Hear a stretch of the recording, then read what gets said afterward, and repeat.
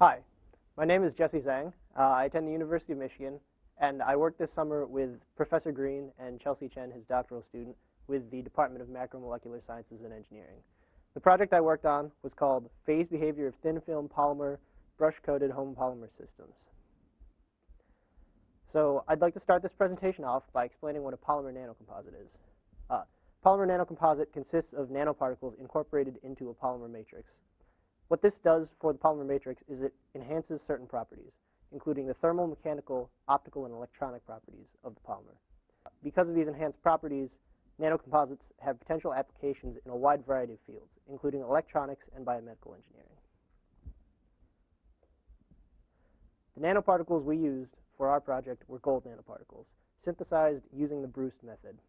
The Bruce method reduces gold from gold salts and then allows these gold nanoparticles to be dissolved in toluene, an organic solvent that they are otherwise not soluble in. All the nanoparticles were spherical and between 2 and 5 nanometers in diameter, and polystyrene chains were grafted to them after initial creation. An image below of the nanoparticles can be seen. To make a nanocomposite film, what we did was we combined a nanoparticle solution and a polymer solution. The polymer solutions that we used were polystyrene, TMPC, PMMA, and combinations of polystyrene and TMPC. We would spin cast these combined solutions onto a substrate, either silicon nitride or glass, and then we would anneal the spin casted samples.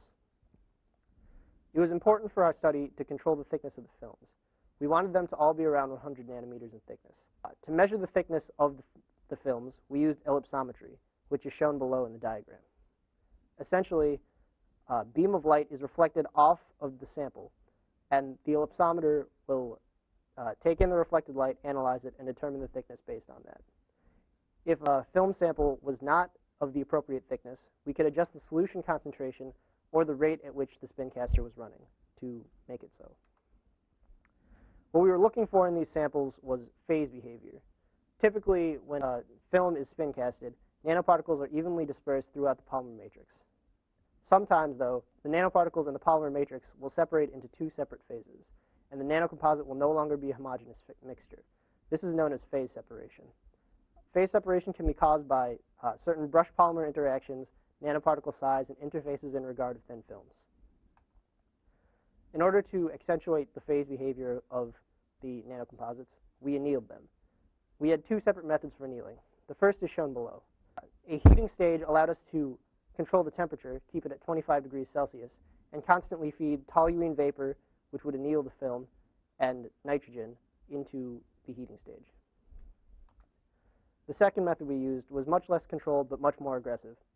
We would fill a large petri dish with toluene, put a smaller petri dish with a film sample in it within the large petri dish, and then cover the dish.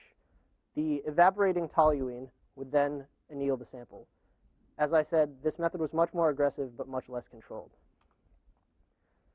To examine the film samples for phase behavior, we used atomic force microscopy and transmission electron microscopy, or AFM and TEM.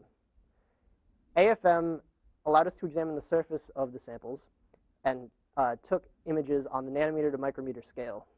The advantage of AFM is that it can produce 3D images. TEM, on the other hand, has much greater magnification than AFM, and it essentially produces 2D projections of the depth of the 3D sample.